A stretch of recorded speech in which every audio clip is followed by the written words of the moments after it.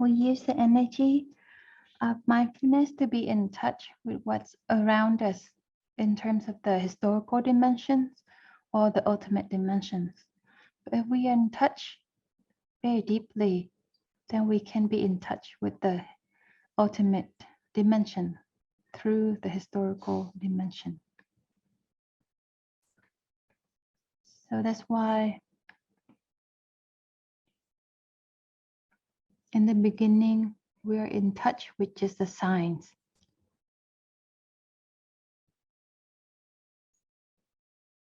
The signs of things.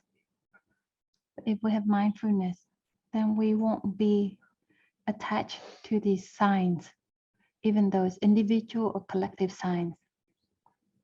And we can be in touch with the true nature of everything through the signs. We should remember that this word tướng, signs, and the word tưởng, perception, they're very similar words. Tướng or signs, it means the outer appearance, the shapes and forms. For example, the yellow color is a sign, purple is a sign, green is a sign, round is a sign, square is a sign, long is a sign.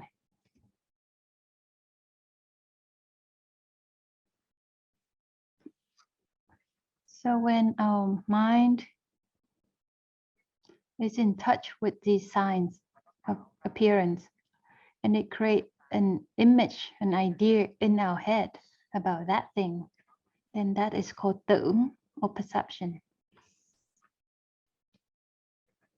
This is our perception.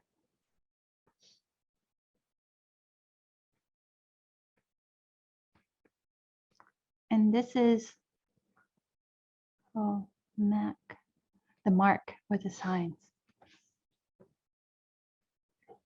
So this is perception. So marks or the signs are called lakṣaṇa and perceptions are saṃjñā. In Buddhism, there is this method of looking deeply. It's called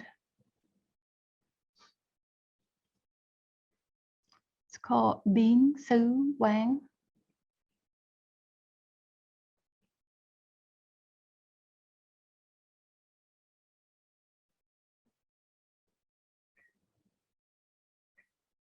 Or it's also called nhất, thiết, nhập.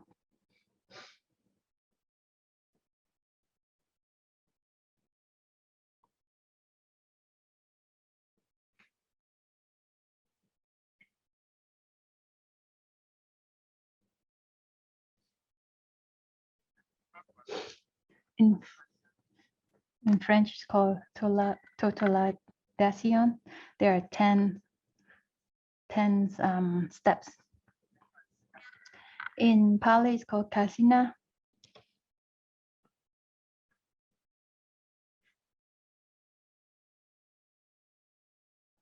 In Sanskrit, it's called kitana.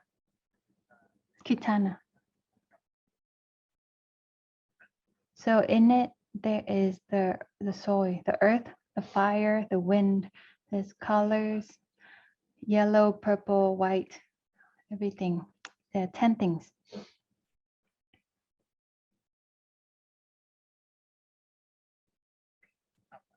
A practitioner in the beginning, they look at a block of soil, this handful of soil, and they make this soil into this this little piece of soil, and they look deeply into it. This clump of soil. In Vietnam, sometimes we look at fire or light. So the monks would put the box like this, and he put a light inside. And they have a hole like this, a round hole. and they look in through that round hole and they look deeply. Sometimes it's a puddle of water. Sometimes it's a clump of soil. Sometimes it's an area with light. And they are the objects of our biến xứ, quán, or the deep looking, or nhất, thiết, nhập. Nhất thiết, it means the totality. Biến xứ, it means is to spread out. It appears everywhere.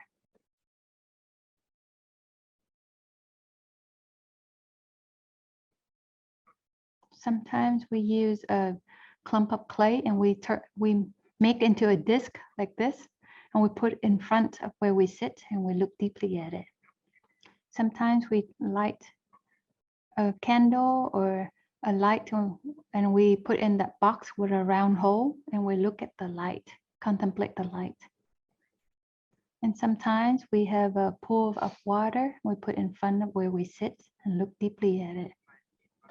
When we look at it here, in the beginning, we see this clump of soil. We just see the signs of the soil, the marks.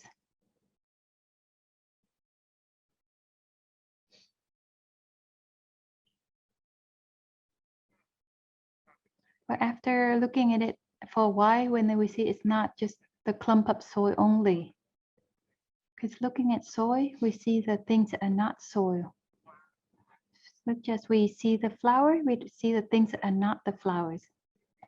So this is the principles of interbeing that will guide our deep looking. For example, we see the flower in the beginning. There's the signs of the flowers, and then we start to see the things that are not the flowers, such as the sunlight, the rain, such as time and space. And we see all that, and we see that the flower is not just a flower anymore. And the signs of the flower, it gives way to the non-flower element. And the flower is made of non-flower elements. It's only made of non-flower elements. And we can see that.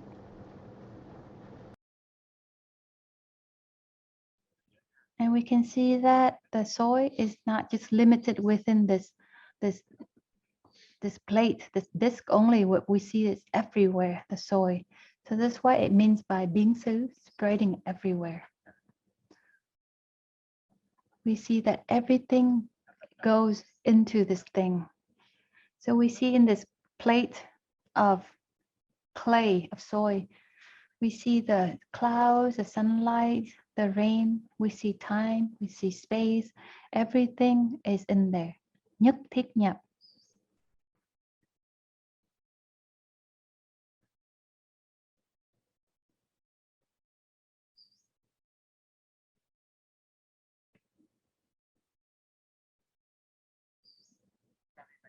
So that's why in the beginning, we look at the soil and we have these perceptions of the soil. But slowly we don't see the soil anymore. But we still have this perception of the soil. In the Samyutta Nikaya, there are many sutras that talk about this. One time Ananda asked the Buddha, when we have a perception, an idea of the soil, and if we look very clearly, and then the signs of the soil disappear, it's not there.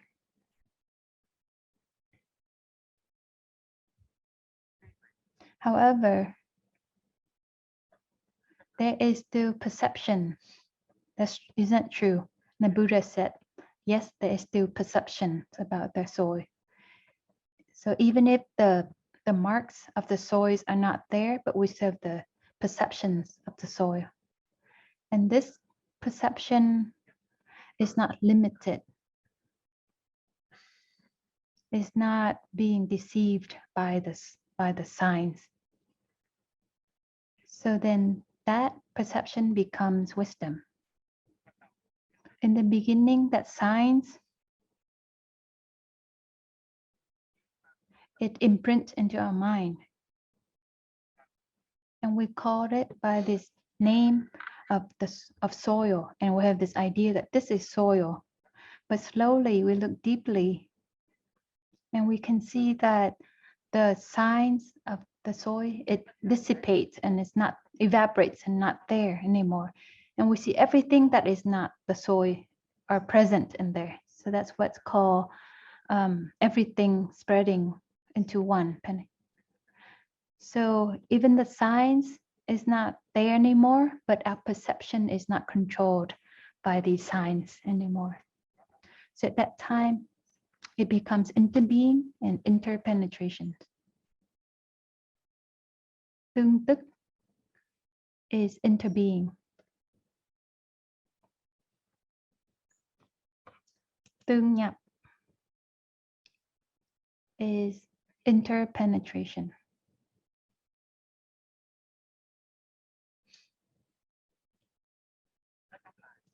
So in summary, when we look at everything, just in terms of interbeing and interpenetration, then we won't see the signs anymore. And that's when we have freedom. It's not that we're afraid of the signs and we look sideways and we go out somewhere else and we have freedom. That fear means we don't have freedom.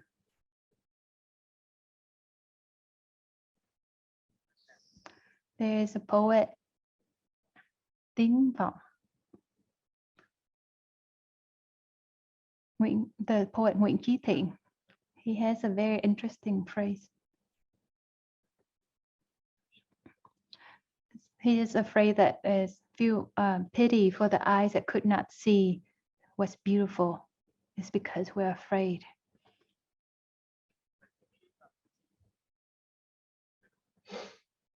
When we look at an object, such as the blue or the purple color, yellow colors, or the soil or the water, and we look through with the aspect of interbeing and interpenetrations, and we go beyond that science, and we can see the true nature of that science, of that thing.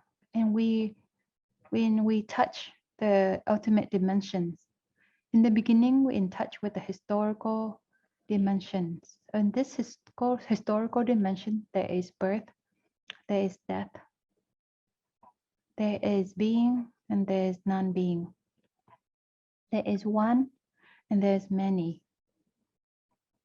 There is coming, and there is going.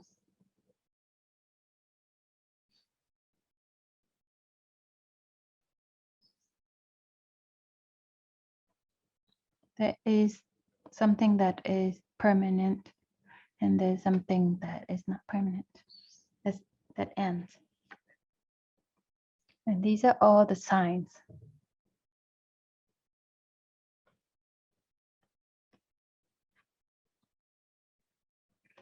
But if you look at that signs very deeply with the eyes of interbeing and interpenetration, then you will see that that sign, it dissipates.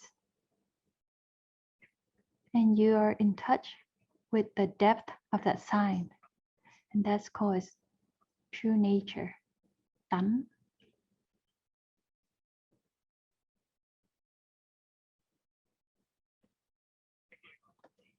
And the other word is tướng or sign.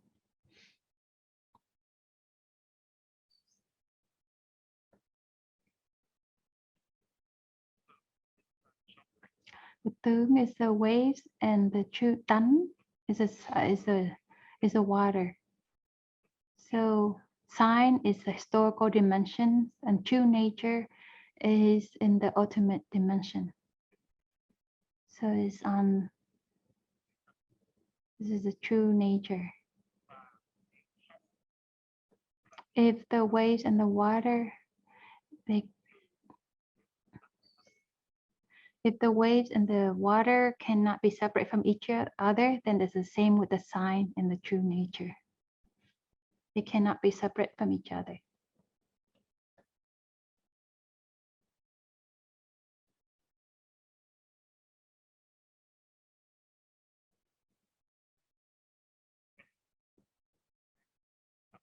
This practice a very simple exercise.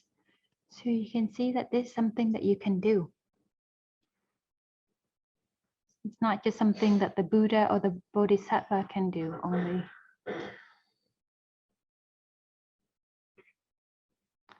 We are sitting here. Each person is aware that this event that we are sitting here. This is my name, Đoàn Nghiêm, or this is Sister Chân Vị or Pháp Đạt. Then we have these signs. We are in touch with the signs. These are signs of Sister Đoàn Nghiêm, Sister Chân Vị, or Brother Pháp Đạt. But we look deeply into the signs of Sister Đoàn Nghiêm, Chân Vị, or Brother Pháp Đạt. And we can see things in the beginning that we don't see. What do we see? We see our dad inside us. We see our mom inside us. We see our grandpa, or dad inside us. We see very clearly that we're not just us, ourselves. We're just the continuations of our parents, grandparents, and ancestors. And all of that are living within us. And we feel that I'm breathing in. My grandpa is breathing in. I'm breathing out. My great-grandma is breathing out. We carry in us all our ancestors, the mountains, the rivers, everything's inside us. When we breathe out, the mountains and rivers are breathing out. We're breathing in, mountains and rivers and ancestors are breathing in. That's the truth. If you say this is just Sister Chân Vị, this is just Sister Đoàn Nghiêm or Brother Pháp Đạt, that's not true. These are signs of we just thinking that this is just a sign of this brother or sister only breathing in. This is not the truth. Each cell of us is breathing in and out. And all of our ancestors are breathing in and breathing out. Let's smile to everyone. Grandma, grandpa, great-grandpa, great-grandma, grandma, our godfather, mother, they're all breathing in and out with us in this present moment. Nhất, thiết, nhập, everything enters into us. We are everything, and everything is us. And we just do a little bit of this. We are in touch with a little bit of the ultimate dimension. We're breathing in, we know we're breathing in. Breathing out, we know we're breathing out. And we know that we're sitting here, sitting with the Sangha. We're sitting with Thay, we're sitting with our friends. And this mindfulness is within us. This mindfulness is through our Thay has teach us, and Thay's receive from his teachers, and his teacher received from previous ancestor. So in us, there's the presence of Thay, presence of Thay's teachers, the ancestor of Xá Lợi Phất, of the Buddha, of all our spiritual ancestor of the Buddha. And all of these people, they are present within us in this moment. When we breathe in and we smile to the flowers, the Buddha and all of our ancestors are also smiling to that flower. And Kayip is breathing, is smiling. We don't need to go back to virtual peaks 2,500 years ago to see Kayip, but the flower is there. Our eyes is Kayip's flower eyes. The eyes of Kayip is given mindfulness by the Buddha, so then we can see that our eyes, the Buddha also give us the energy of mindfulness too. So we are the same as Kayip, and we can see, we look at the flowers and we can see when we see that flower, we also see the flowers with the energies of the mindfulness, just as Kayip did. This is the eyes of Thay. This is the eyes of the Buddha, the eyes of Kayip, and the ancestors. So it's very clear. So it's not just you looking at Sister Chân Vị. So when you look at the flower and you smile to the flowers, then you have the flowers. You have Sister Chân Vị, you have Thay, you have the Buddha, you have Kayip. Everyone is smiling to the flowers because this is a transmission for the last 2,600 years. The reason that we're able to take a step of mindfulness is because there's this transmission of mindfulness in the past 2,500 years. So this is from the practice of all our ancestors practicing mindfulness, mindful walking. So this is called everything into one. In the beginning, we see just one, but we keep continued contemplations, then we can see that everyone, all the mountains, rivers, all the plants, they're all breathing with us. And we can see, once we see this deeply, then we can see that the ultimate dimension is real, that is right here in us. Only through practicing like this, then we can escape from these small little marks. And we are not afraid of just birth and death, and being and non-being. And we don't see that, oh, there's just Sister Chân Vị and there's the ancestors, and we're not coming from a zero, but we're from ancestors. So each joy, each worries, each actions, so these are also the joy and the regrets and the worries of all of our ancestors and also of our children. So the energy of mindfulness help us to hear, to listen, to sit down, to stand up, drink water, eat, and to walk, so that we can escape or liberate ourselves from the signs, the delusions of the signs deceiving us. And that's the signs of the self. And other signs that we had learned in the last week. The signs of a person, of a being, of a lifespan. And if we walk and sit like this and drink like this, then it can break apart our ignorance.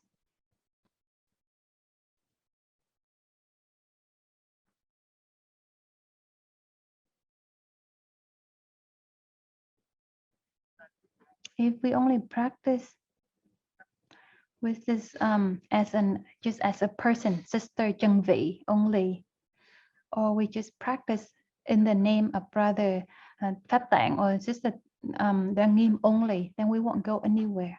We practice for everyone. Each smile, each breath, it brings about everything that's present in us.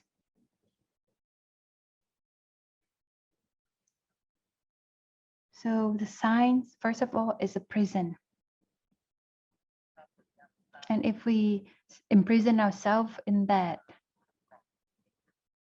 jail, then we won't have the opportunity to be in touch. So to break the sign is to break apart the jail. So the Buddha keep reminding the monastics that to not get stuck in the signs, whether it's the collective signs or the individual signs. We have to look deeply so that we do not get stuck or attached to the signs. Our modern civilization got stuck in the signs, the individualism. We look for our individual happiness when we don't know that happiness is not an individual matter.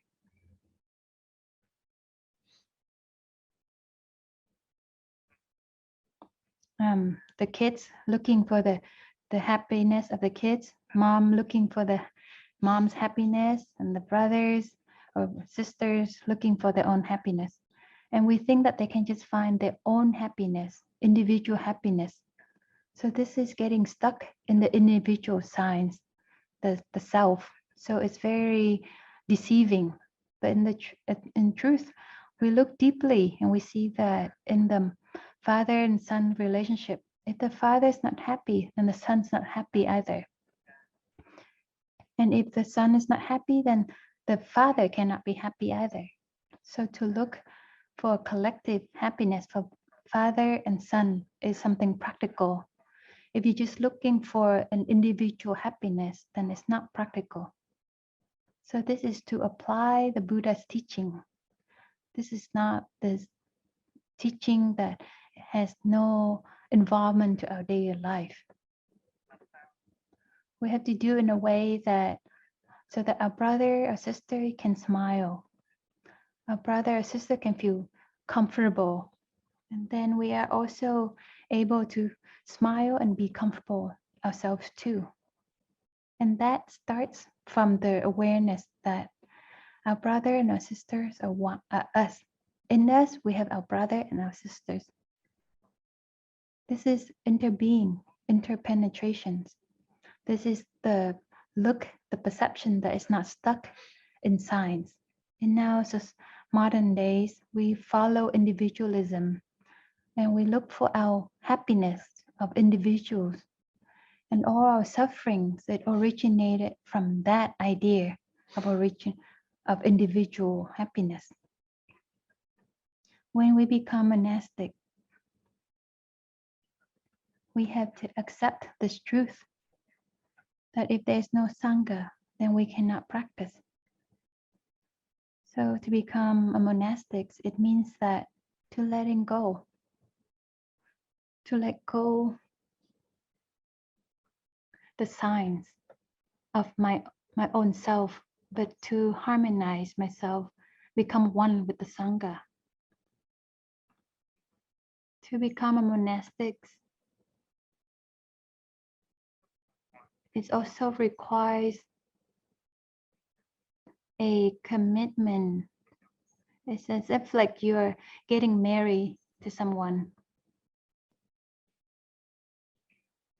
When we commit to get married to someone, a man or woman, and we have to let go our own self. We say that from now on, it's two of us. We walk with the two of us. If this one person falls, the other person will fall too.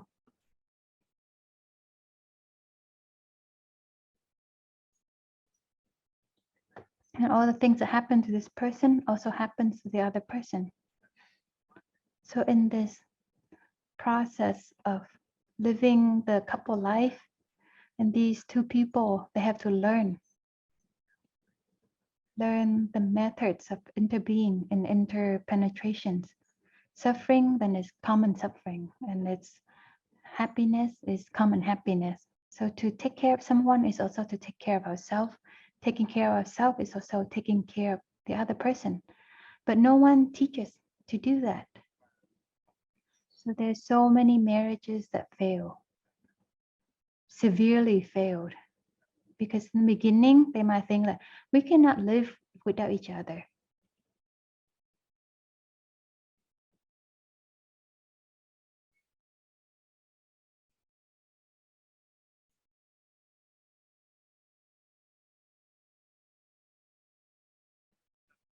But in a few years, then we find a very harsh truth that we live together and we cannot live together.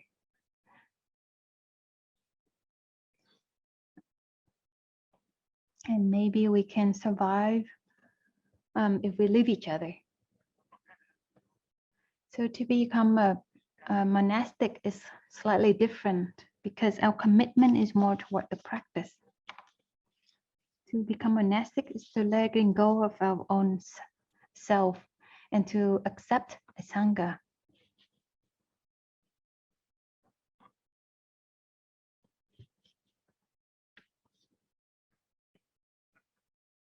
The Sangha is like a net, and we are one of the string of that net.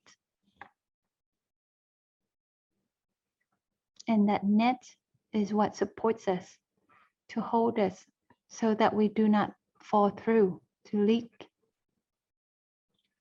So if we become monastic and we still keep our signs of an individual, then that's not good. To become monastics is to become a part of the Sangha. So because we're part of the Sangha, so the Sangha supports us and we never fall outside. The Sangha is different because the Sangha has a method of practice, mindfulness. And the thing that we do according to the Dhamma, then we help the Sangha to go forward and everyone can benefit from this. And the things that we're doing not in accordance to the Dhamma, then we can pull our Sangha down. In a relationship of a couple in lay life, then they don't have these methods and principle of practice to guide that Sangha of two to go forward. But in a collective Sangha, we have all the values and practice of the Buddha and the teachings so that it can bring the whole Sangha to go forward. And the meanings of the Sangha is that everyone in the Sangha is committing to each other that we are all going toward one direction, the directions of awakening and mindfulness. And the values of the Buddha is very clear. Each smile, each breath, each step can create happiness for the Sangha. And when the Sangha is happy, then ourselves also are happy. And if everyone in the Sangha do this, then there's no reason why the Sangha is not successful in the practice. So that's why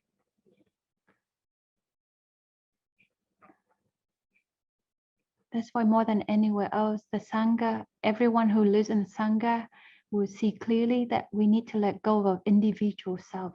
We have to go enter. We have to become all. So this is our practice of being xứ quán to becoming all. And nhất, thiết, nhập, so everything enters into one. So our happiness is not an individual happiness. And of course, the practice of a Sangha can be researched and reflect and be applied into the lay life. But it needs some conditions. First of all, a Sangha that has to practice successfully to give principles and rules that are very specific. And these very specific rules can be applied into lay life and into the community life. And these methods the Sangha applies to handle these wrong misunderstandings, competitions, and resentments.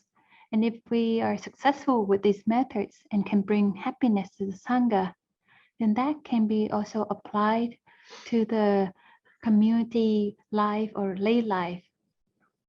Because Buddhism is very wonderful in that the practice and the principles of Buddhism can be applied in any situation.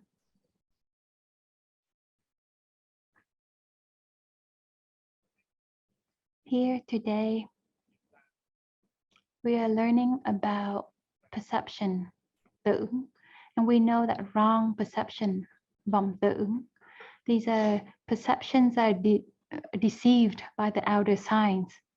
It can bring us suffering. So we should be careful in our daily life, and we practice and interact in a way that the signs that we are interact with do not cause us to lose our way. And be in touch deeply with these signs, we can penetrate the true nature of the present and see the present clearly, more clearly. And if we continue, we can be in touch with the ultimate dimensions of true nature.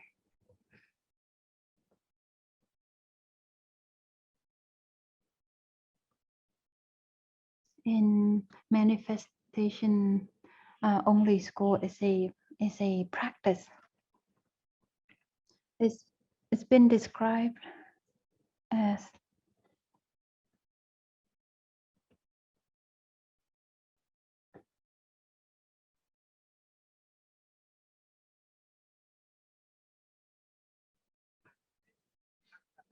from lakṣaṇa we enter vibhava, tùng tướng nhập tánh. From the signs, from the waves, and we enter the water. We look deeply, from beginning with the signs. Look deeply in a way so that the signs do not pressure us or to deceive us, but then we can be in touch with the true nature of the signs. And in that true nature, we dwell peacefully, and we can go beyond all our worries and anxieties and sadness due to these signs that they bring about. So this is a method of tùng tướng nhập tánh.